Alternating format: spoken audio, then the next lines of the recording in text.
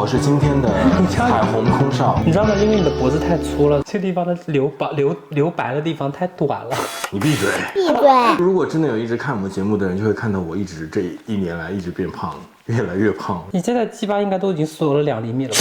没有，现在最近发现又长长了。你听他扯淡！说点人话好吗 ？Hello， 大家好，欢迎收看全宇宙最好看、最精彩的华语同志节目《Gay to Gay》，我是亚当，我是 Godfrey。对，我们这一期又来了，又是我们两个。这一期呢，我先来进行一个小问卷。这个是我最近看的社会新闻啊，然后就产生了一个想法。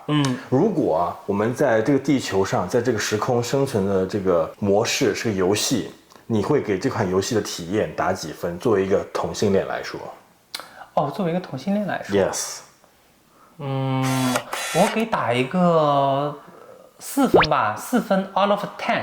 我现在先想说，我如果是划分到我20岁刚出头、刚大学毕业那个阶段的话，我觉得可能跟你的分数差不多，在4分到5分这样。可能到现在我长大了一些，我觉得好不容易我能够自己解决一些问题，能够把自己养活了，甚至还有一个比较舒服的一个现在的一个生活，比较满意的生活状态。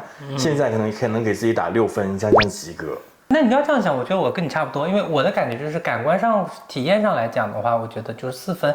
但是以现在的结尾的这个状况来说的话，及格肯定是有了。但是我们呢是一个比较贪心的玩家，我们不仅要追求6分的生存体验，所以我们今天呢开外挂。对，我们今天要开外挂，我们想设想一个，假如我们作为一个同性恋，在一个什么样的宇宙、什么样的时空、什么样的世界里边，我们的生活体验到底是怎么样子？我们今天脑洞题就此开始。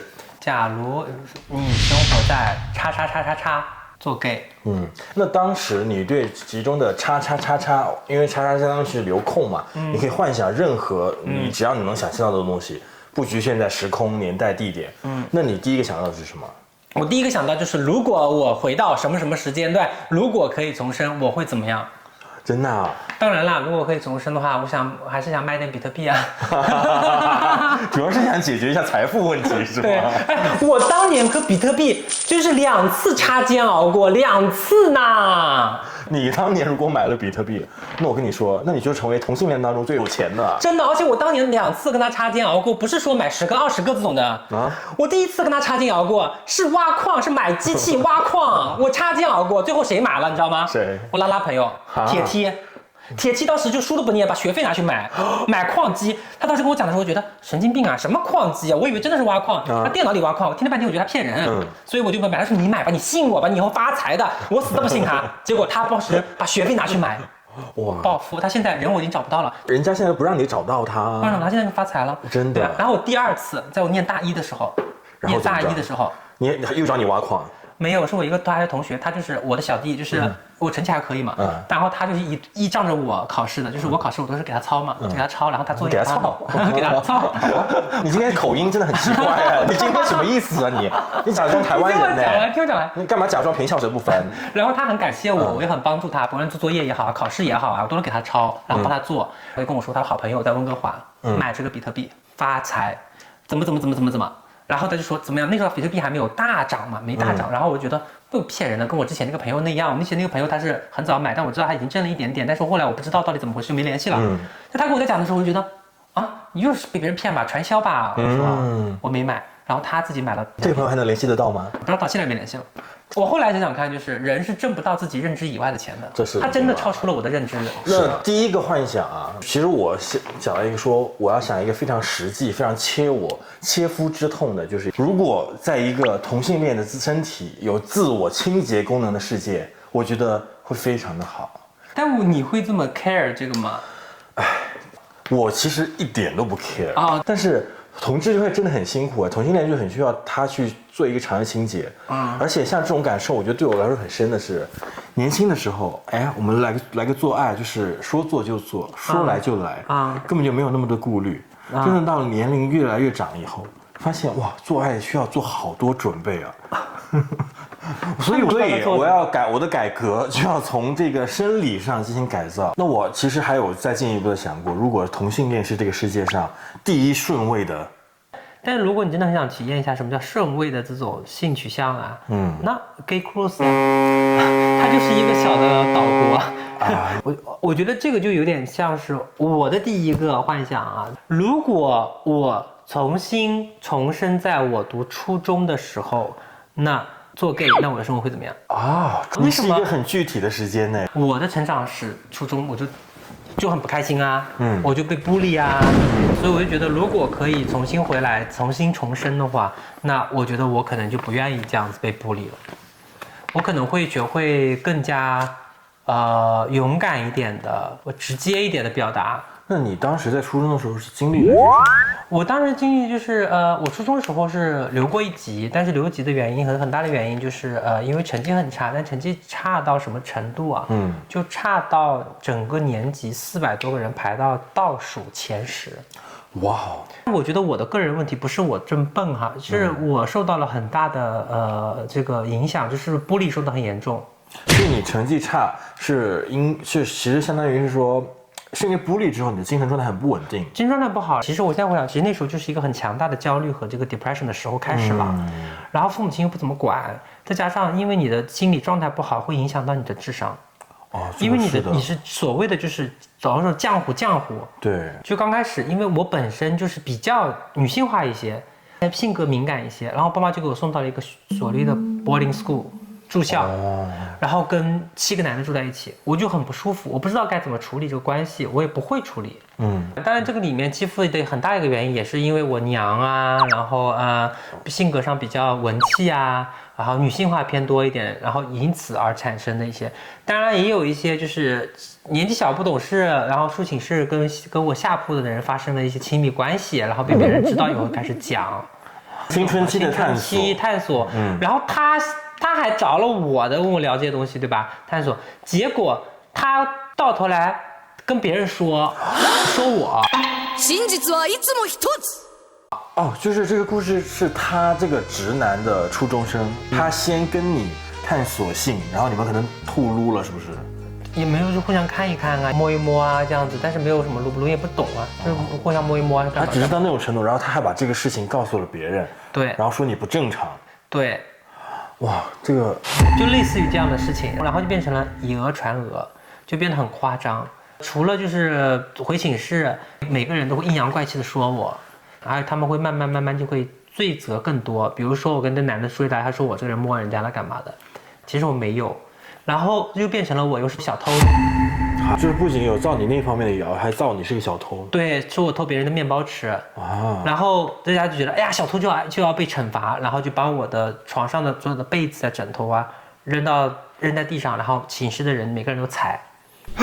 这一段我虽然听过你讲过很多你的故事，但这一段这么细节我还是第一次听。然后踩完之后呢，帮我又折回去放到我床上，然后再后来呢，就是情况变得越来越糟糕，然后除了踩被子啊什么的，就开始每个人就是都要变阴阳怪气，只要看到我就会问我说，哇，人要有自知之明哦，偷东西啊，但其实我根本没偷别人东西。然后每个人在里面都会不停的跟你说这个事情，人要有自知之明，这样。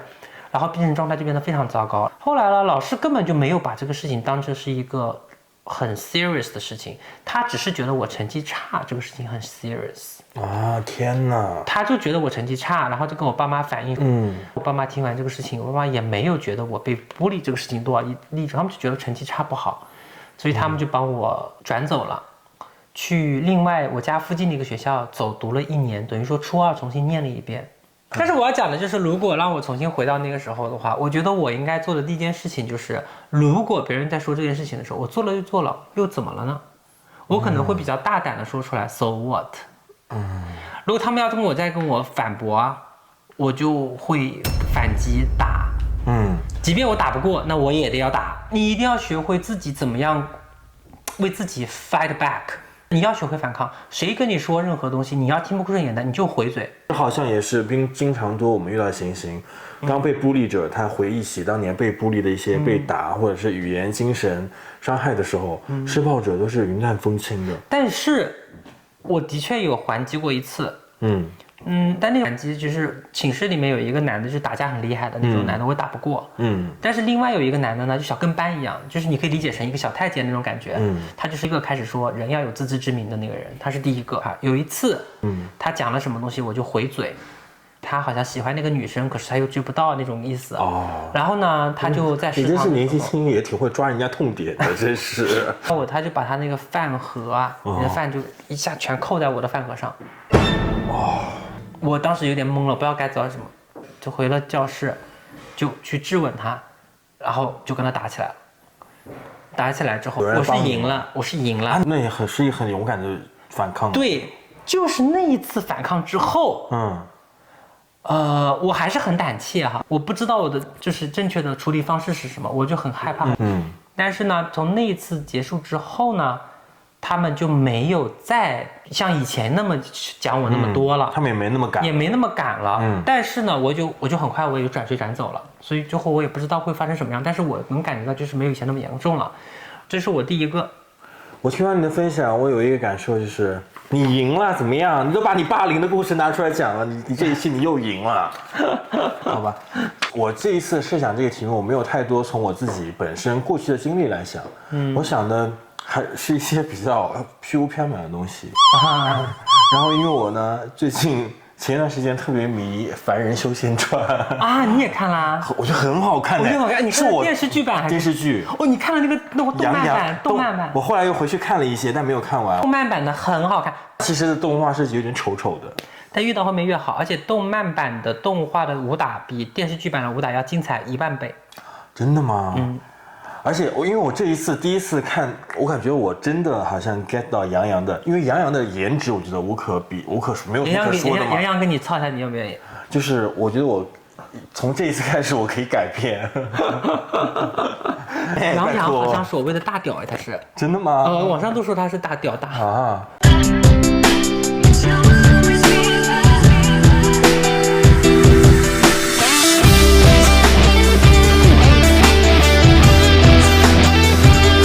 君毅看来还是有点本事的。对，我刚刚想说，如果我在修仙世界做 gay 的话，那我一定要发明双修，然后跟全世界所有的男人双修，那样一定会很爽。实话实说哈，如果抛开你的婚姻，你现在没婚姻，是啊，你没对象，我现在就是自由人。对，我 set up 个局，可以群批一下，4个人5个人玩一下，你去不去？但没有这婚姻要拿掉很多人，那我想我就去吧。那我问你，如果让你蒙着脸参与，我不蒙脸我也可以参与。就是我现在状态是我不想参与。真的？你为什么封心了最近？我觉得可能是不是有点关系，就是我的性欲望低得很厉害，不是一般的低。是吗？难怪可能因为你瘦了吧？你最近偷偷的变美，偷偷变瘦。我真的就是我性欲望很低很低，就是我自己都觉得我是不是应该看一下医生。天哪！那我把我刚刚的愿望送给你好了。我希望一个在同性恋的欲望永远不会衰减的世界。那如果说《修仙传》里面的话，你会选择谁跟你去双修？不一定是《凡人修仙传》，就是任何的修仙传，或者是电视剧里面的那些什么都可以。我最近有点莫名其妙，我觉得他还可以，就是窦骁。那窦骁还有谁？我很痴迷那种，双花店的情节，你记得吗？就是国王爱上了侍卫。我当时好爱双花店的里面，是不是？我其实对那个情节我也蛮爱的，不知道为什么，他就那种冲破等级的那种爱，我很想体验一下那种小说的情节。如果我是一个男朋友 ，Oh my god， 这个跟我下面要讲的那个有点相似哦。那我们又想到一块去了。双花店里面那男的不是 gay。对啊。那如果我们真的能发明一个能把所有喜欢的直男变 gay 的一个东西，也挺好的。如果有一种药。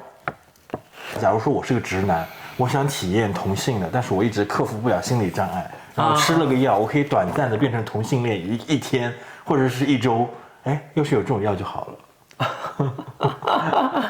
哎呦，如果有你说的这个药，那这个药要给你现实中你认识的这些人的朋友啊，你会把这个药给谁吃？那我就不得不说，其实多伦多最近有一些健身直男帅哥还是蛮多的。他那个皮肤白白的，然后整个人很嫩嫩的。谁呀？就 Max 对啊 ，Max 刘。那个人啊，他直男啊。对啊。所以要让他吃这个药嘛。我给他发过邀请，他不理我。那你的幻想，下一个幻想是什么？我下一个幻想其实也不算幻想，更多的时候是一个分享，就是说，如果我是一个生活在伊斯兰国家的 gay。那我会怎么样生活？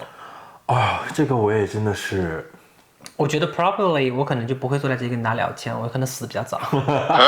但是，我题外话哈，就是我有一个朋友，他家里面就是以前是在那个迪拜做生意的，他爸妈租的那个办公室的房东，就是一个阿拉伯的那个本地人嘛。然后我那个朋友是一个很典型的 twink，阿拉伯的男人很喜欢 twink， 这种对吧？很喜欢。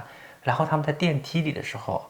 那个房东就开始就对他怎么能打量他，想把他吃了都。对，他当时也挺骚撇的，就是骚骚的，穿了一个小短裤，这么短的小短裤，因为热嘛天气哈，小背心，他也感觉到了那个人眼光，结果就去了楼上的那个办公室，可能就聊天干嘛，办公室就开始了。真的他穿那个阿拉伯人穿的是袍子，结果袍子一掀。里面没穿，空的他没穿，他怎么跟苏格兰裙一样啊？我朋友看到以后，我朋友就说做不了，太鸡巴大了。他说我国内来的我都没见过这么大的，他说咋弄嘛？我最多就摸摸给他口就走了，因为做不了太大了。他说我的天哪！不过我有一段时间我特别痴迷阿拉伯或者还有穆斯林的 GB， 阿拉伯男的很帅。对，因为我第一是觉得第一他们本身很帅，第二我很想看到他们那种。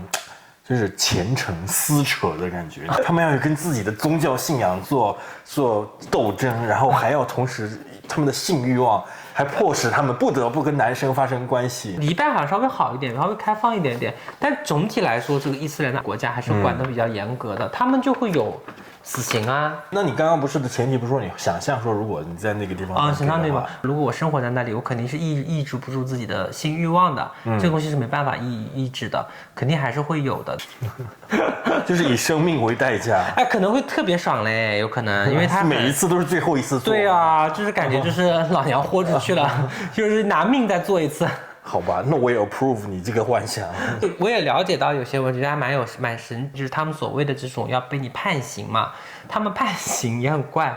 他有2种判刑方法，一种是你一定要4个人以上，至少4个穆斯林的男性聚众才算。目击你在作案，才是击奸行为。或者是你要自白。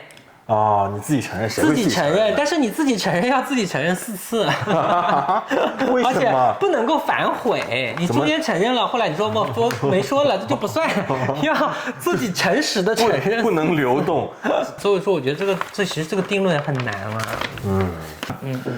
其实我想到我一边在想这个选题，刚刚分享了我们几个，有些是真的完全无厘头，有些是你比如带来分享一些不同的国家、不同文化。如果是同性恋，可能是一样生存体验什么境遇的话，其实，在我们此时此刻这个国家，这个世界上也是各种同性恋的生存境遇都是在一起，都同时发生的。OK， 然后这一期就是我们愿意跟大家分享的一个幻想啊杂谈。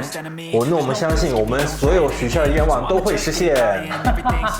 谢谢你们陪伴我们度过了这一期，然后我们下一期再见。记得点赞、订阅、点亮小铃铛哟！拜拜，拜拜。